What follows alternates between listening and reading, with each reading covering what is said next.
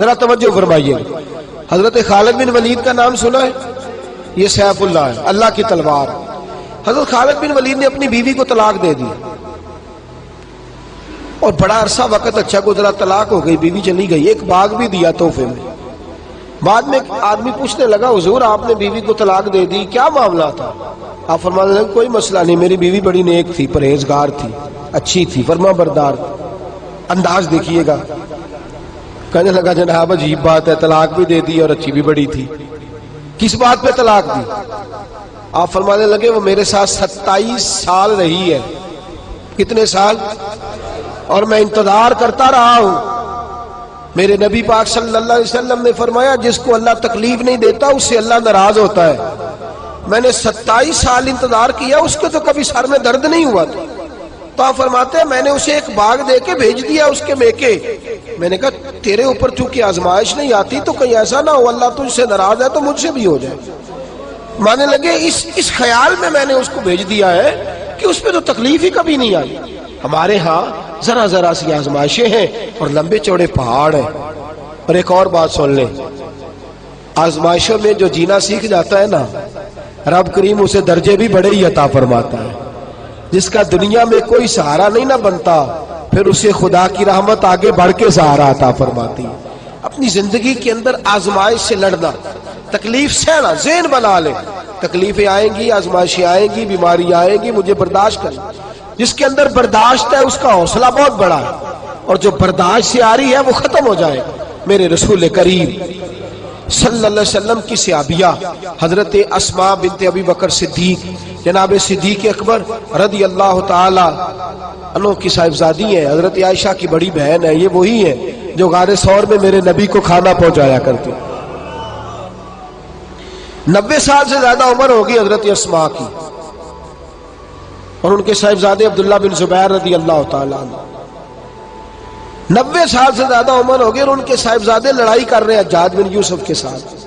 آنکھوں سے انہیں نظر نہیں آتا حضرت اسماء کو، بوڑھی ہو گئی. صاحبزادہ جہاد کر رہا ہے. حضرت عبداللہ بن زبیر اپنی والدہ کے پاس آئے اور آ کے کہنے لگے اماں میرے کچھ ساتھی بھاگ گئے ہیں، کچھ کمزور ہو گئے، حجاج کے ساتھ میرا مقابلہ ہے. والدہ بڑا کم نظر آتا ہے، پریشان ہے، 90 سال سے زیادہ عمر ہے. اور ماں گلی میں جھگڑا ہو رہا ہو تو بیٹے سے کہتی ہے بیٹے تو اندر آ جا جلدی سے، تو نہ بیچ میں حصہ لے لے. والدہ سے آ کے پوچھتے ہیں اماں میں کیا کروں، حجاج کے خلاف لڑ رہا ہوں، بہت سارے ساتھی کچھ چلے گئے ہیں ڈر کے، کچھ جو ہے وہ کمزور پڑ گئے، کچھ نے وہ بزدل نہیں ہے، وہ کمزور نہیں، لیکن انہوں نے حکمت سمجھی ہے تھوڑی دیر کے لیے چلا جانا. ماں کہنے لگی بیٹے پہلے تو یہ بتا کہ تو حق پہ ہے کہ نہیں، دولت کے لیے تو نہیں لڑ رہا، اقتدار کے لیے تو نہیں لڑ رہا. کہنے لگے اماں قسم اللہ کی عزت کی میں حق پہ ہوں، میں فکر امام حسین کا وارث ہوں، میں ظالموں سے لڑ رہا ہوں. تو ماں کہنے لگی بیٹے جا. پھر والدہ کہنے لگی جا میرا بیٹا اور جا کے اس کے ساتھ لڑائی کر، اگر تو فتح یاب ہو گیا تو میں شکر ادا کروں گی، اور اگر تو شہید ہو گیا تو میں قیامت میں تیرے اوپر فخر کروں گی. تو کہنے لگے اماں وہ بڑے ظالم ہے، بوڑھی ماں کا حوصلہ دیکھ، وہ بڑے ظالم ہے، وہ تو مسلح کر دیتے ہیں، ناک کان گلا کاٹ دیتے ہیں، اتنا سخت میرا دشمن ہے. والدہ کہہ رہی ہے بیٹے سے، 90 سال کی بوڑھی اماں کہتی ہے بیٹا بکری کو ذبح ہوتے وقت تکلیف ہوتی ہے، کھال اترتے وقت تکلیف نہیں ہوتی. تکلیف تجھے ایک وقت ہوگی جب تیر لگے گا، جب تلوار لگے گی. ناک کان کاٹتے تجھے کیا تکلیف ہوگی، اللہ تجھے زیادہ اجر عطا فرمائے گا. جا مجھے بہادر کی ماں بننے کا شرف دے، بزدل کی ماں بننے کا شرف نہ دے. یہ دلیر ماں کا حوصلہ. یہ لفظ کیا کہ بیٹے کو بھیجا. حضرت عبداللہ بن زبیر لڑے، 14 دن تک آپ کی لاش لٹکی رہی، لیکن 14 دنوں تک آپ کے وجود سے خوشبو ہی آتی رہی. حجاج بن یوسف نے آپ کی ماں کو بلایا، حضرت اسماء آئی، کہنے لگا تجھے پتہ ہے تیرے بیٹے کی لاش لٹک رہی ہے؟ کہنے لگی کیا کہا؟ لٹک رہی ہے؟ ہاں تیرے بیٹے کی لاش لٹک، کیا کہتے ہو؟ تیرے بیٹے کی لاش لٹک رہی ہے، پھر بتا لو. تیرے بیٹے کی لاش لٹک رہی ہے. تو آپ فرمانے لگی شکر ہے اللہ کا، میرے بیٹے کی لاش لٹک رہی ہے، کہیں جھکی ہوئی تو نہیں ہے نا، کسی ظالم کے آگے جھک تو نہیں نہ گئی. کہیں اس نے گلا کٹایا ہے، کہیں جھکایا تو نہیں نا، شکر ہے اللہ تعالیٰ کا۔ کہنے لگے تو مجھ سے سفارش نہیں کرے گی کہ اس کی لاش کو ہٹا دوں؟ آپ فرمانے لگے جس رب نے اسے شہید ہونے کا حوصلہ دیا ہے وہ اسے قبر کی اعلیٰ جگہ بھی عطا فرمائے گا۔ حضرت عبداللہ بن زبیر جنت المعلیٰ میں آرام فرما رہے ہیں، اور سرخیل ہے وہاں کے مسلمانوں کے عزیزوں، تکلیفوں کو آگے بڑھ کے وصول کرنا۔ ذرا ذرا سی بات پہ لوگ چیختے چلاتے ہیں، کفر بولتے ہیں، گھروں میں فوتگی ہو جائے تو کفر۔